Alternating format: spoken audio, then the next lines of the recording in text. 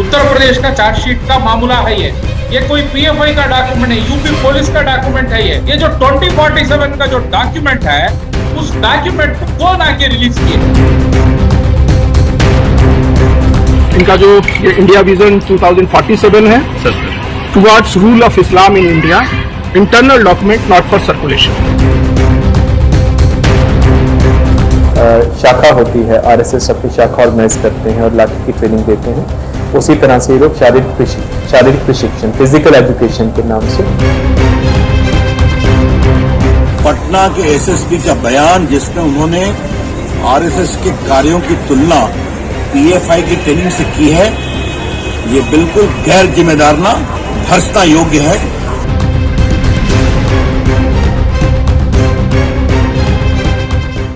आदाब, मैं Mushahid Hussain. PFI popular front of India के 2 मेंबर्स को बिहार पुलिस ने इल्जामात लगाते हुए गिरफ्तार किया है कि ये लोग पटना के एक प्रोग्राम में, जिसमें वजीर आजम नरेंद्र मोदी भी शिरकत करने वाले हैं, इस प्रोग्राम में खलल डालने की साजिश रची हुई थी। इस बात का इंकशाफ पटना पुलिस की एफआईआर में हुआ है और साथ ही इल्जामात लगाए हैं कि पीएफआई 2047 में भारत को इस्लामिक स्टेट बनाने का विजन रखती है। बहुत ही ऑब्जेक्शनेबल है। इनका जो ये इंडिया विजन 2047 है towards rule of Islam in India, internal document not for circulation, ये बांटने के लिए नहीं है। ये लोग गुप्त रूप से इसको करते हैं। इसमें जो लाइन मैं पढ़ रहा हूँ, हम लोग को मिलेगा सर ये बढ़िया ना भाई। Popular front of India is confident that even if 10% of the total Muslim population rally behind it, अगर पूरी मुस्लिम जनसंख्या का 10% भी पीएफआई के साथ आ जाता है, PFI would subjugate the coward majority community. उसके बाद पीएफआई जो बहुसंख्यक, कमजोर और डरपोक समुदाय है, उसको उनके घुटने पे लाएगी and bring back the glory, और इनको इस्लाम में दाखिल कराए। तो दूसरी तरफ पीएफआई ने इस इल्जामात को बेबुनियाद करार दिया है और कहा है कि पुलिस की इस मंसूबा साजिश को चैलेंज करेंगे। पीएफआई जो है 10% मुसलमानों को जमा कर इस्लामी मुल्क बनाने की एक रणनीति, एक साजिश करके पीएफआई काम कर रहा है बोल के उधर पुलिस का जो इल्जाम आया, कितना इजी है एक मुस्लिम ऑर्गेनाइजेशन पे इल्जाम लगाना और उस पे जो है उंगलियां उठाना। ये देश में कितना आसान है, ये जो मालूम पड़ रहा है। देखो इसमें ये जो 10% की ये सब बात है, ये कोई डॉक्यूमेंट उधर नहीं है।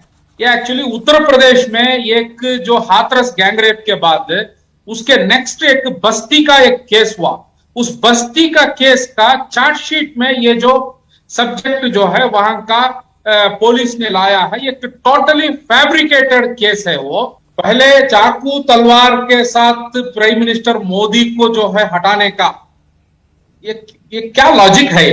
एक सुपरिटेंडेंट ऑफ पुलिस आकर एक चाकू तलवार के साथ प्राइम मिनिस्टर मोदी के इसमें गड़बड़ी करके एक 140 करोड़ लोगों का देश का प्राइम मिनिस्टर इतना बड़ा एक शख्स के प्रोग्राम में आकर कोई कनेक्ट हो रहा है क्या? ये बात ये कोई लॉजिक कुछ है इसमें? ये बेबुनियादी बात है क्या?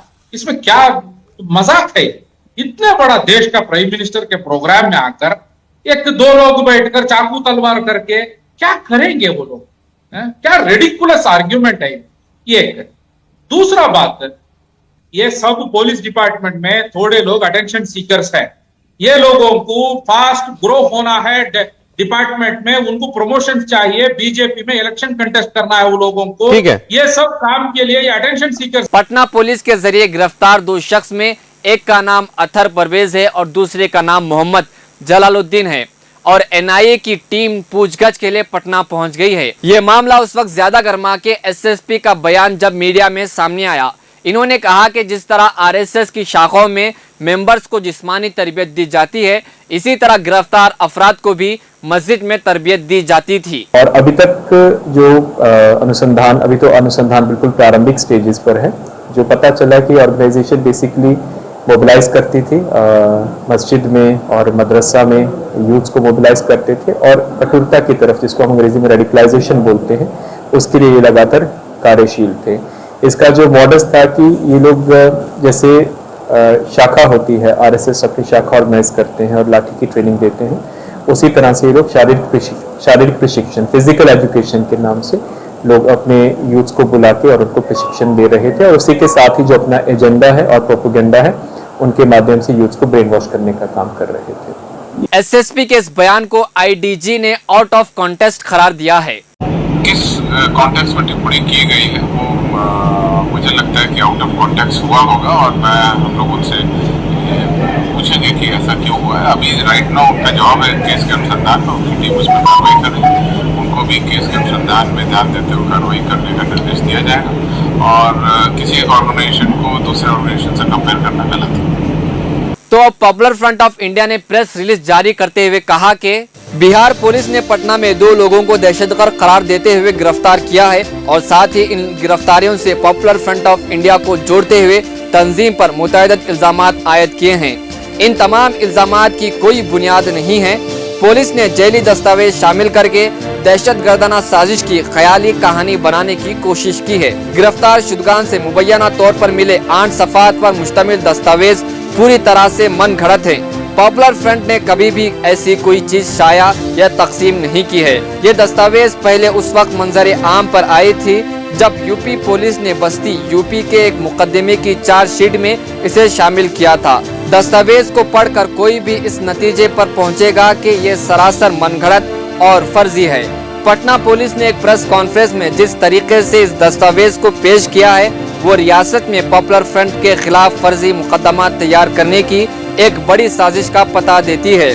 ऐसा लगता है कि मुख्तलिफ रियासतों में एक तयशुदा तर्ज पर पॉपुलर फ्रंट को निशाना बनाने का एक मुश्तरका रुझान चल रहा है जो इस जानिब इशारा करता है कि ये तंजीम के खिलाफ एक ही मेज से आने वाले सियासी फैसले का हिस्सा है।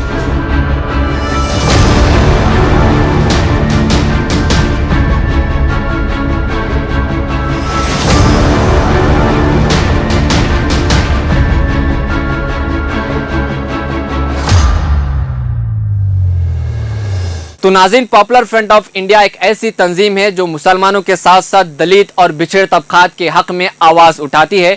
कोरोना हो या सैलाब से परेशान हाल इलाके हो, वहां पहुंचकर पॉपुलर फ्रंट ऑफ इंडिया के मेंबर्स ने जो खिदमात अंजाम दी हैं उसकी मिसाल मिलना बहुत मुश्किल है। तो दोस्तों, अब देखना है कि इस मामले में पॉपुलर फ्रंट ऑफ इंडिया की किस तरह से खिंचाई होती है और क्या आगे की कार्रवाई होती है। तो देखते रहे मिल्ली डाइजेस्ट। शुक्रिया।